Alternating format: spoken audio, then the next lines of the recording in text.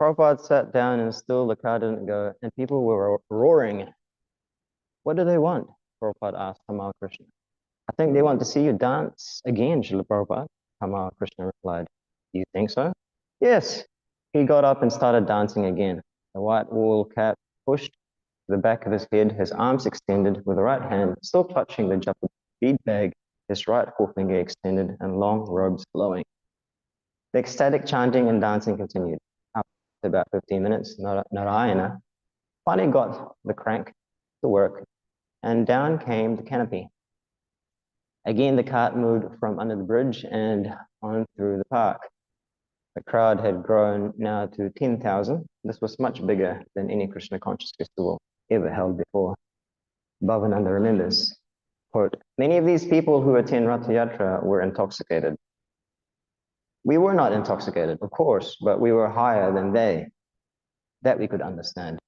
Everyone was smiling, everyone was laughing, Everyone was in ecstasy, everyone was dancing, everyone was chanting. And we were doing it more than anyone. We were doing more chanting, more laughing and smiling and feeling more freedom. We were free to shave a head, to have a shaved head, free to wear a dhoti, free to blow a conch shell, free to spin around on the street and jump up. Even if you were a hippie, you couldn't be more far out than the Ratha Yatra cart at Jagannath, because no one looks more far out than him. The hippies had come dressed up in outfits with big feathers in their hair and everything, but they were dim compared to Jagannath. End of quote. The parade route ended at an ocean-side dance hall, family dog auditorium, where the devotees had prepared 10,000 feast plates of prasadam, fruit salad, apple chutney, halava, and watermelon slices. Although the cart had stopped, the chanting continued as Prabhupada led the crowd inside the auditorium to a temporary stage and altar the devotees had erected among the bizarre trappings of the dance hall. A giant silk screen of Lord Chaitanya covers the hall's Tibetan mandala, and pictures of Lord Vishnu and Srila Bhaktisiddhanta Saraswati were on the stage. The Jagannath deities now looked down from their high platform above Prabhupada's seat, and a garland statue of Lord Krishna stood on a marble pillar. We'll stop there. Srila Prabhupada ki jai. Oh.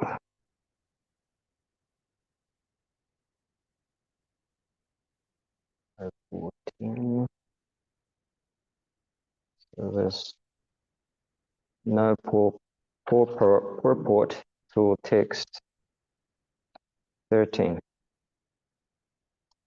So Om Namo Bhagavate Vasudevaya. Om Namo Bhagavate Vasudevaya. Om Namo Bhagavate Vasudevaya. We're reading this morning from Grantaraj Srimad Bhagavatam, Canto 5, Chapter 4, the characteristics of Rishabdev, text 10, 11, 12, and 13. We have text 10 on the board. I guess we'll chant this one. Tam anu kusha varta ila varto Rama varto malaya ketur Vadrashena indrastik vidharba Ikata iti navati pradhana. This is actually prose, so I'm just going to chant this myself. Tam anu kusha varta ila varto brahma varto malaya ketu bhadrashena industrik vidharba ikata iti navati pradhana. Synonyms, please repeat. Tam, him. Anu, following. Kushavarta, Kushavarta. Ilavarta, Ilavarta. Brahmavarta, Brahmavarta. Malaya, Malaya. Ketu, Ketu. Padrashena, Padrashen. Indrastrik, Indrastrik. Vidharba, Vidharba. Ikata, Ikata. Iti, thus. Nava, 9. Navati, 90. Pradhana, older than. So the translation is, following Bharata, there were 99 other sons. Among these were 9 elderly sons named Kushavarta, Ilavarta, Brahmavarta, Malaya, Ketu, Bhadrashena, Indrashrik, Vidarbha, and Kata. Texts 11 to 12. Kavir Havir Antariksha Prabhuda Pipalayana Avirhotrota Dhumilas Chamasakara Bhajanaha. Translation. In addition to these sons were Kavi, Havi, Antariksha, Prabhuda, Palayana, Avirhotra, Dumila, Chamasa, and Karabhajana. These were all very exalted, advanced devotees and authorized preachers of Srimad Bhagavatam. These devotees were glorified due to their strong devotion to Vasudeva, the Supreme Personality of Godhead. Therefore, they were very exalted. To satisfy the mind perfectly, I, Shukadeva Goswami, shall therefore describe the characteristics of these 9 devotees when I discuss the conversation between Narada and Vasudeva. In text 13, Yaviyamsa Ekakshitir Jayanteya Pitur Adik Shakhara Mahashalina Maha Shrutriya Yagyashila Karma Vishuddha Brahmana Bhabuhu. Translation. In addition to these 19 sons mentioned above, there were 81 younger ones, all born of Rishabdev and Jayanti, according to the order of their father. They became well-cultured, well-behaved, very pure in their activities, and expert in Vedic knowledge and the performance of Vedic rituals. Thus, they all became perfectly qualified Brahmanas. Purport. Of this verse, we have good information of how the castes are qualified according to quality and work. Rishabdev, a king, was certainly a kshatriya. He had 100 sons, and out of these, 10 were engaged as kshatriyas and ruled the planet. 9 sons became good preachers of Srimad Bhagavatam, Mahabhagavatas, and this indicates that they were above the position of Brahmanas. The other 81 sons became highly qualified Brahmanas. These are some practical examples of how one can become fit for a certain type of activity by qualification, not by birth. All the sons of Maharaj Rishabdev were Kshatriyas by birth, but by quality, some of them became Kshatriyas and some became Brahmanas. 9 became preachers of Srimad Bhagavatam, Bhagavat Dharma Dharshana, which means that they were above the categories of Kshatriya and Brahmana. Srila Prabhupada ki jai. Om Jnana Timarandasya Janan Jnana Shalakaya Chakshurun Militam Yena Tasmai Shri Gurave Namaha. Jaya Shri Krishna Chaitanya Prabhu Nityananda Shri Advaita Gadadhar Shivasari Gaura Bhaktavinda. Hare Krishna, Krishna Krishna, Hare Hare, Hare Rama, Rama Rama, Hare Hare. First thing that comes to mind is how far we are from the traditional Vedic system.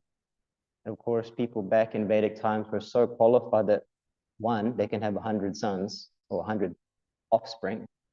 And in some cases, we hear in the Shastra that people have more than that, thousands, sometimes millions. Of course, we think this might be very fantastic, but we can see even in the other species of life that a spider can have up to 1,000 children. Not a big thing. I guess in Vedic times, human beings were so qualified that they were able to have offspring of such caliber and quantity. I think nowadays people will just be glad to have at least 1 or 2 children that come out properly. It's a risk in Kali Yuga because the environment is so contaminated. But we can see that Rishabdev is so qualified that not only can he have 100 sons, but he can have sons that are qualified to rule the world. Qualified Brahmanas. Qualified preachers of Bhagavad Dharma. So a responsible person in a real human culture is concerned about having responsible offspring. I guess that's the point, you know, as opposed to what we have in this day and age where people are born over incredulous circumstances, sometimes over a bottle of gin on a Friday or Saturday night, without any high responsibility except for one's own immediate pleasure and sense gratification. And consequently, we have what we have as in the beginning of the Bhagavad Gita, we call the Varna Shankara, where we have a population which is largely unwanted and consequently unqualified. And therefore, Srila Prabhupada explains in the Bhagavad Gita that because we don't have qualified citizens, paraphrasing, we can't expect to have peace in a society where people have very little qualification in terms of human character. So that's the problem we have. And he also makes a very important point that everything is done by qualification, guna and karma. This is a very good example of how someone may be born in a Kshatriya family, but within that family, some became Brahmanas. So I guess this idea of responsibility comes to mind as a forefront, as a principle that I'm getting from this purport. And that generally speaking, in this day and age, responsibility, obligation, all these kind of things that bring a real human civilization together and grow is not there.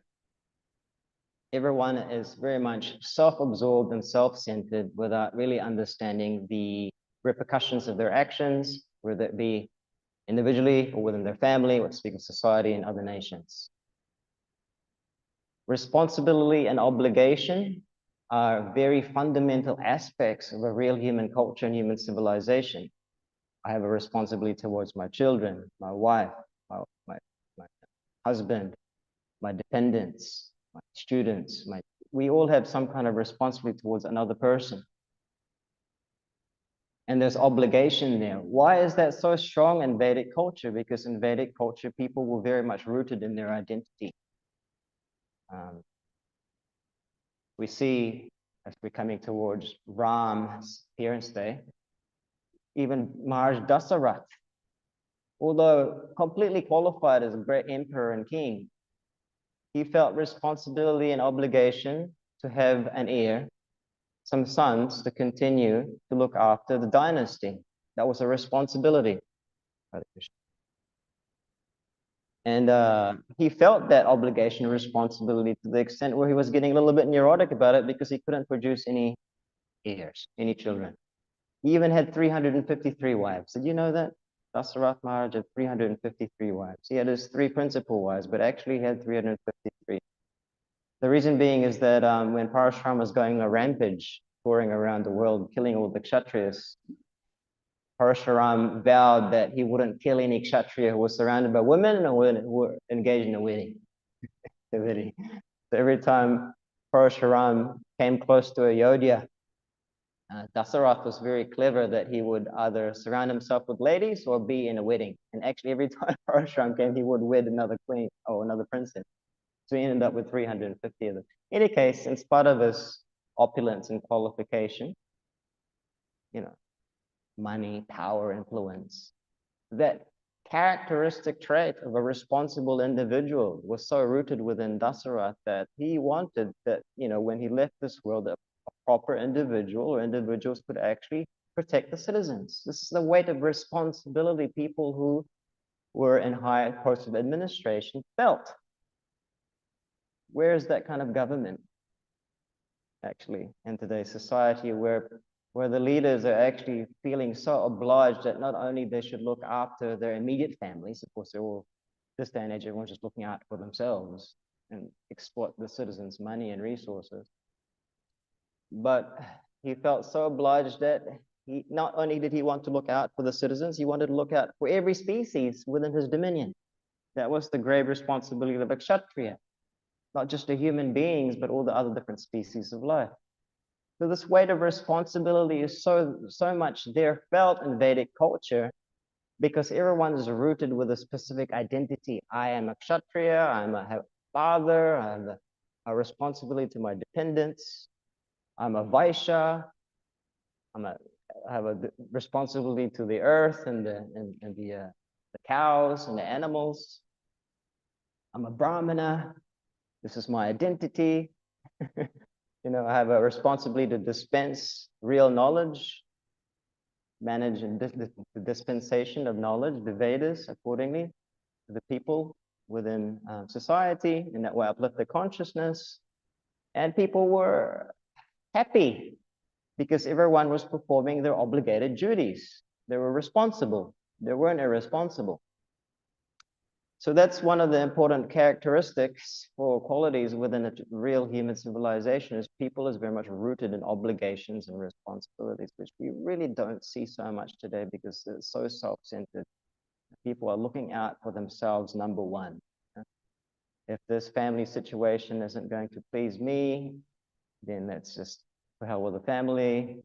Don't worry about what happens to my wife or my husband or my children, what happens to their children's children. It's all about being self-centered. So Prabhupada makes the point that there has to be some qualifications in order to understand how we identify ourselves within society, just even on the material level. If someone is in the mode of goodness, predominantly in the mode of goodness, what are your qualities? This is explained in the Bhagavad Gita. Samo dhamma tapakshocham shantir arjavam evacha jnanam vijnanam ashtikyam brahma karma subhavajam. So someone who is peaceful, sama, dhamma, self-control, tapa, austere, socham, pure or clean.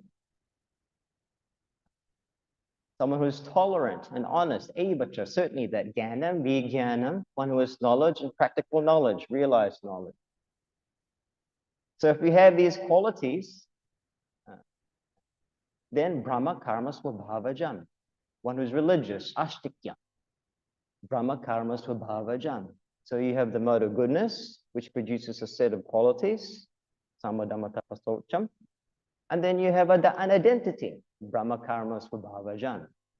You are identified as a Brahmana, and as a Brahmana, you have a set of actions.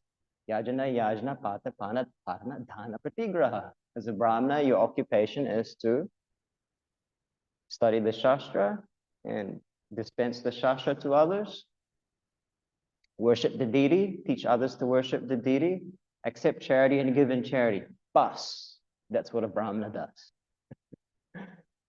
Those are your set of activities. So from the mode of passion, you have a set of qualifications. From that qualification, then you're identified within society. And then from that identification, you've got a set of activities. That easy. Chaturvanya marashishtam guna karma vibhagasha. So if you're in a mode of passion, passion/goodness, then there's another set of qualities. What's that? Soryam tejuditya daksham yude chipalayanam tanam ishvrabhavasha kshatram karma subhavajam. So someone who is passion/goodness, their qualifications are they're heroic. Teja, their power, driti, determination, daksha, resourcefulness or expertise. Yuddha chapalayana, they don't fear provocation, especially in battle. They don't run away when when it gets a little bit provocative under the collar. They like to be head front. And dhanam ishvrabhavascha. They're very charitably disposed. They like to give in charity, and they have the propensity to manage, administrate, leadership. So if you have these qualities, then you have a particular identity, right? So that's kshatram karma vibhavajam. That's the bhava. Those are the qualities of a kshatriya. And then as a kshatriya, then you have a set of activities, administration, management, like that. Being a landlord, that's also like a kshatriya, martial men, military people who like to fight, defend, uphold justice, so on and so forth. So then you have the mode of passion, set of qualifications, identity, and a set of activities. Krishigo Raksham Vanijam, Vaishya Karma Subhavajam, for the Vaishyas, passion, ignorance.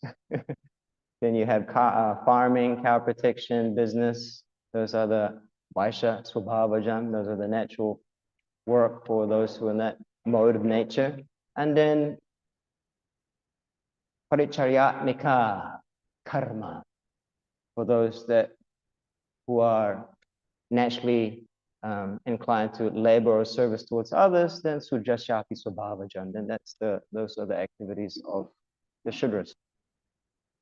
So in this way, we can actually escape being classified. Why? Because we're in the material world, and we are to some extent afflicted by the three modes of material nature. And according to the three modes of material nature, there'll be qualifications within every single one of us. And there'll be a particular identity. And there will be a particular set of activities. People think Varnashram is very like, oh man, we get so rigid, we're gonna be categorized, but everyone's being categorized anyway. I like to point out Varnashram is just getting natural. That sounds a lot better, doesn't it? Just coming back to nature.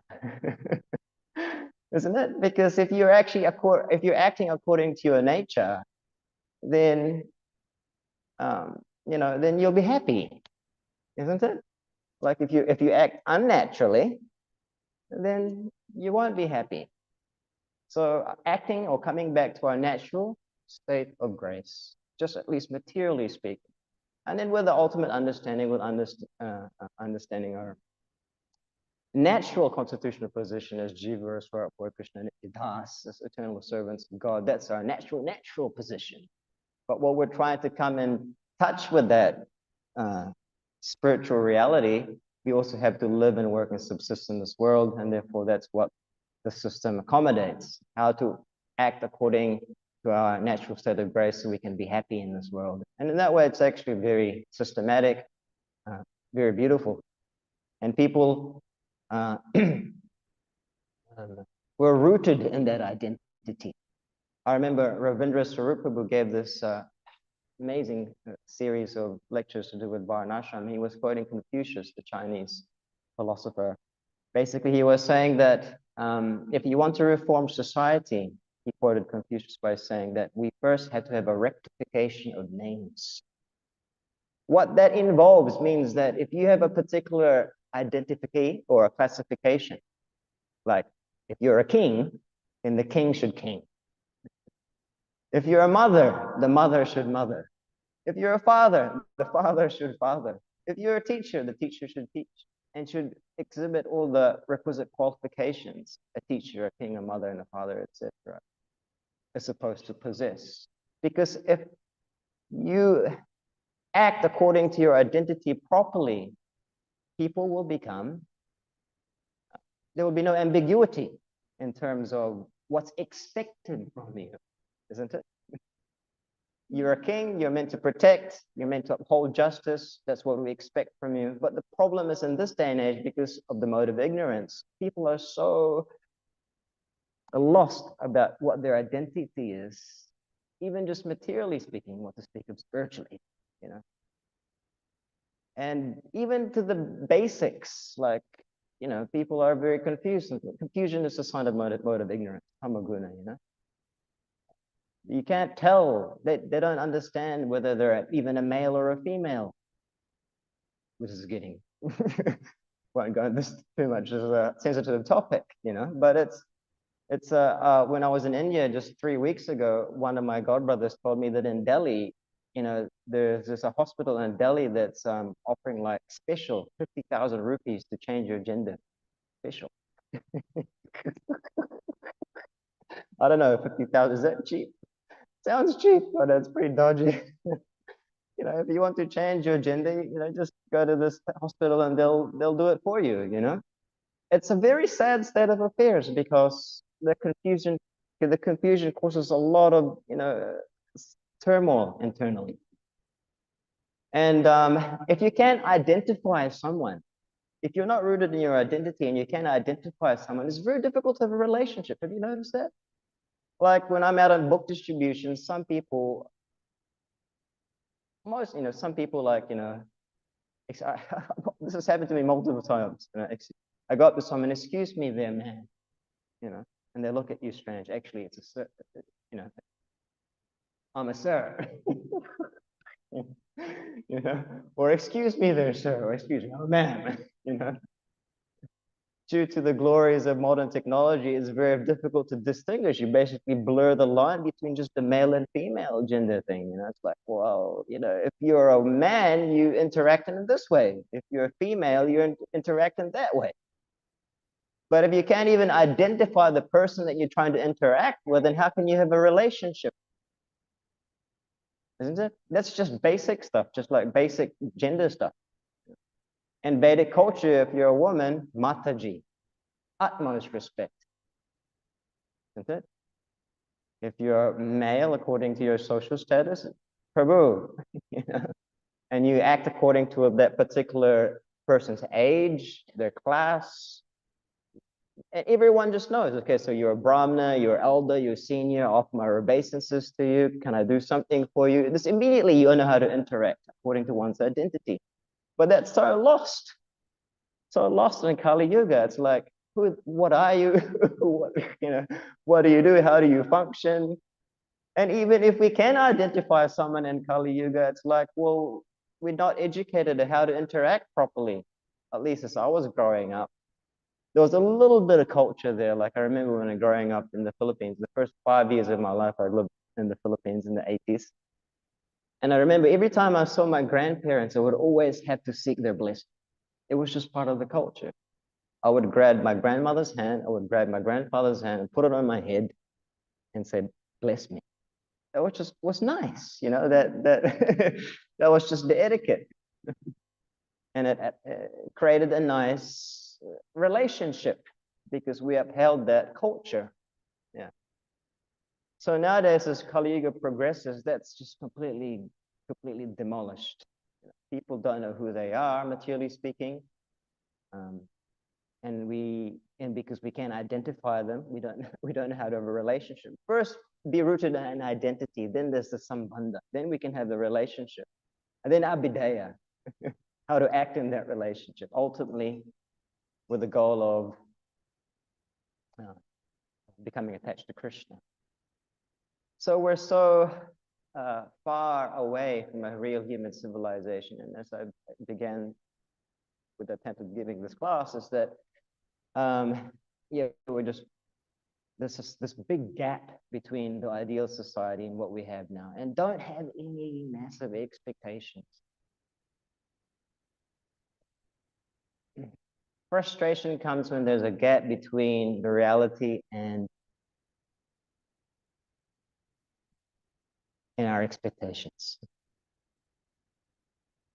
99% of the time when people become fried out about civilization, society, or in general social political situations of the world, is that because their expectations are just too high.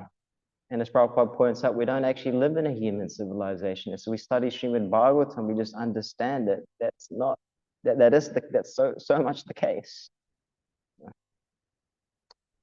So we're as aspiring Vaishnavas, actually. Srila Prabhupada pointed out in one morning walk in 1974 in Hyderabad. This was in relation to Brahminical mantra diksha, Brahmana initiation. He was saying that actually we want, and paraphrasing, he was saying that you want Vaishnava Brahmins. Actually, when people get the second initiation, he's specifically meaning about how we should become Vaishnavas, which is ultimately beyond the Brahminical qualification. In other words, we should develop Vaishnava qualities, which is 26 in total.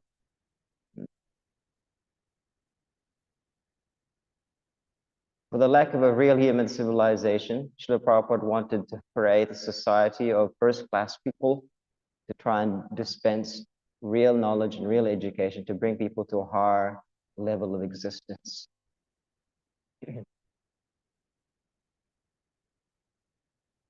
So one is just trying to become a qualified Vaishnava. The qualities of a Vaishnava. That's what makes one a devotee. If we learn how to see things in terms of qualities, it's such a different vision, actually, as opposed to just seeing the externals, which is generally the skills of individuals. That's what we're trained in modern society. It's all about skills. Education is all about developing skills. But what is the quality of the individual? What is the character of the person? In traditional Vedic culture, that was the first thing teachers would consider before teaching a student. And specifically, one pastime comes to mind is when one day Arjuna, as he was walking in the forest, found a dog with 7 arrows stuck to its mouth and it couldn't bark. And Arjuna was amazed, who is responsible for such skillful archership, marksmanship? He was getting a little bit worried because this requires a lot of skill, and he was at that point regarded as one of the greatest archers in the world. And then there he saw a Nishada, a tribal person who was practicing the bow and arrows, marksmanship in the forest, and that Nishida prince we all, as some of you may know, is Ekalavya, who wanted to become a disciple of Dronacharya to the point where he actually had to make an own effigy out of clay in the middle of the forest and worship Dronacharya as a guru in that way, in his own murti. But Dronacharya, when he met with Ekalavya, because Arjuna got so disturbed, you need to talk to this person. I don't want him to become an equal competitor for me in terms of my fighting prowess. When Dronacharya met with Ekalavya, he didn't want to teach him. And what was the reason why Ekalavya wasn't accepted by Dronacharya? Is because he belonged to a classification of people who lacked virtue, who lacked certain kshatriya qualities. Therefore, if you taught someone very powerful military arts who was not qualified, they will use those skills to do injustice, or they have the potential to use those skills in a way that was detrimental for the upkeep of civilization. So therefore, Dronacharya, he didn't want to teach Ekalavya. And he asked him for his thumb. So you are my disciple? Dronacharya is explaining to Ekalavya. Then you must give me dakshina. And what did Dronacharya ask for? He asked for Ekalavya's thumb. Cut off his thumb, and that was that. That was the end of his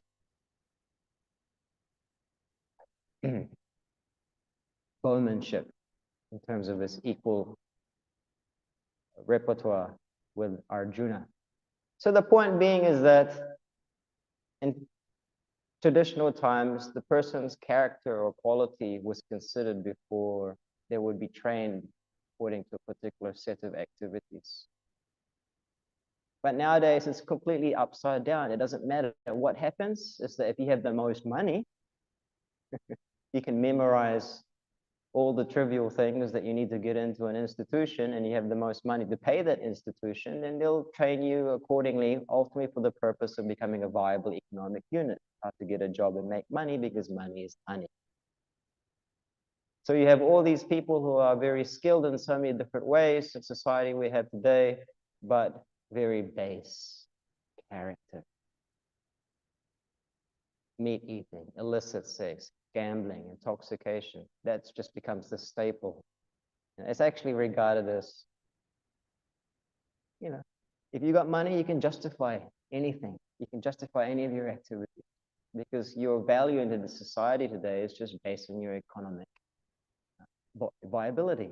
You got money, then you must be a very respectable person. So in Vedic times, it was all about the qualities. What is your quality?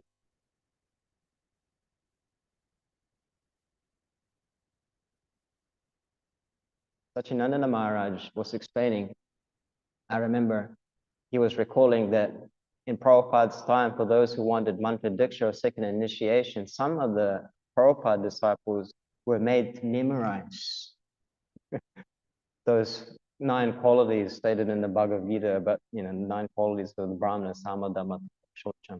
They had to memorize and actually, and within their second initiation, had to promise to try and live by those qualities, those principles. That's how important qualification. Qualification means qualities. Qualities means qualification. And that's what in Vedic times most, people were concerned of. So we want to meditate on Vaishnava qualities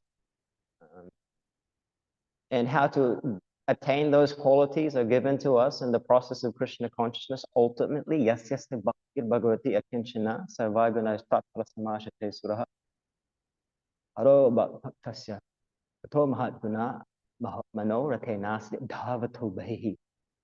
For those who have unflinching devotional service, who are unflinching in their devotional service, all the qualities ultimately of the demigods become manifest and enlivened in the heart.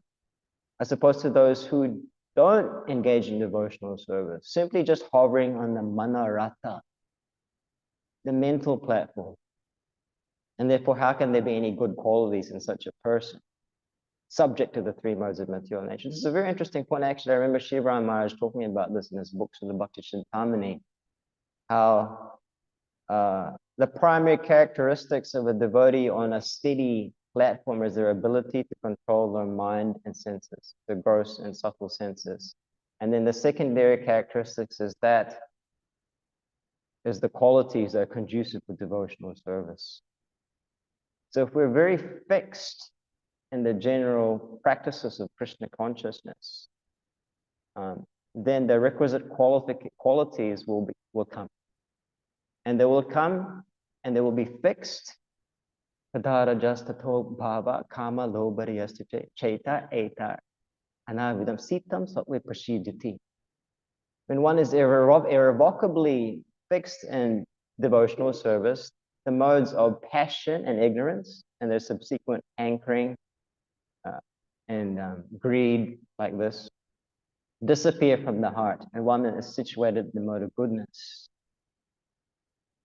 So the qualities that are manifest in a devotee's purified existence is fixed. It doesn't fluctuate. They're born of a purified existence. The mistake is to think that, and he actually points this out in his book, that for materialists and neophyte devotees, the mistake is to think that because someone has very nice or refined cultural mannerisms, someone may be very polite or kind or seemingly compassionate, but are not fixed in the primary characteristics of devotional service, which is their ability to control the gross and subtle senses and apply sadhana bhakti. They think the person who, although coming from a very refined cultural background, very nice culturally, but not fixed in devotional service, is more advanced than someone who, although may not come from a refined cultural background, but fixed in their practice of Krishna consciousness. You know, that's the mistake, to think that that person is more qualified or more advanced. But the problem is when that person is not fixed in their practices of Krishna consciousness, although they have some nice qualities that are favorable for Krishna consciousness, they could just be products of previous good karma. They're not born of a purified existence. And ultimately, they also become attracted by the illusory energy. So better to have someone who's fixed in the practices of devotional services, although who may come from a rough background, because by being steadfast in the practices of pure devotional service, one will eventually come and develop all the good qualities of the Vaishnava, as opposed to someone who doesn't come from a nice background and not very fixed in their Krishna consciousness. Then they still become attracted by the illusory energy. In any case, both have to come to a higher level. The one that comes from a nice cultural background has to become fixed, otherwise they go away. And the one that doesn't come from a nice cultural background will have to be very careful in their dealings with devotees, because the problem is they can also commit offenses. And due to those offenses, they'll also go away. So in any case, the qualities have to be there, and also the determined practice of sadhana bhakti have to be both there. That way, actually progress holistically in a nice way. So we want to develop Vaishnava qualities. And in the course of developing Vaishnava qualities, we can develop Brahminical qualification. What are the Vaishnava qualities? 26 of them. From memory. Let's see if we can remember some of them. It's a good thing to meditate, because we're, at least to some degree, claiming to be Vaishnavas. 26 Vaishnava qualities. He's friendly, friendly to everyone.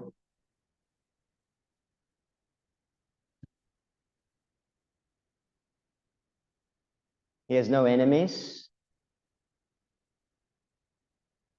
Truthful, equal to everyone. Faultless. That's only 5. Magnanimous.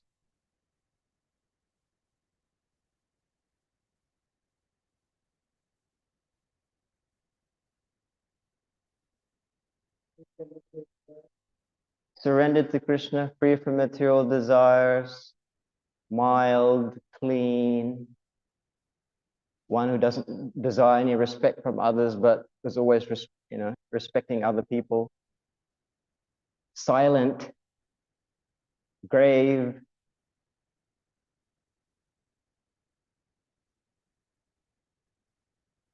These are just from the top of my head.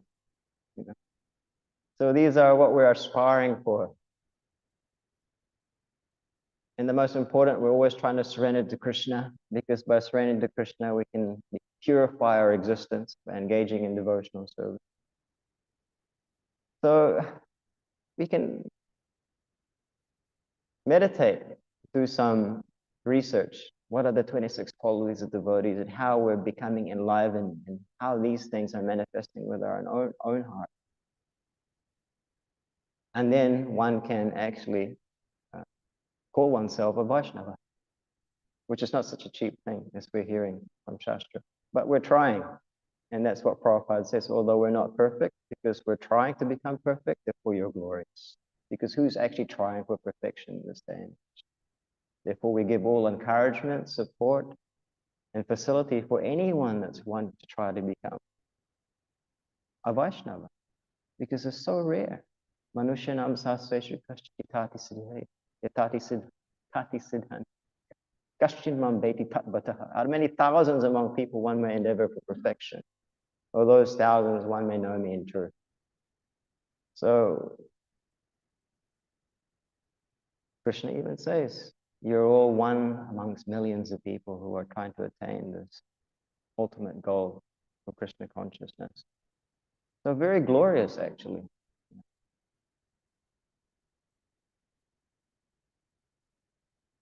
I'll stop there. Any questions or comments?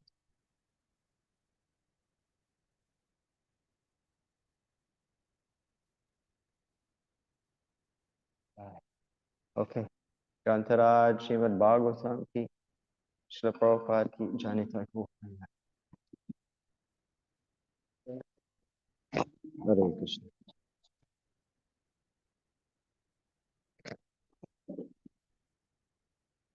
Hare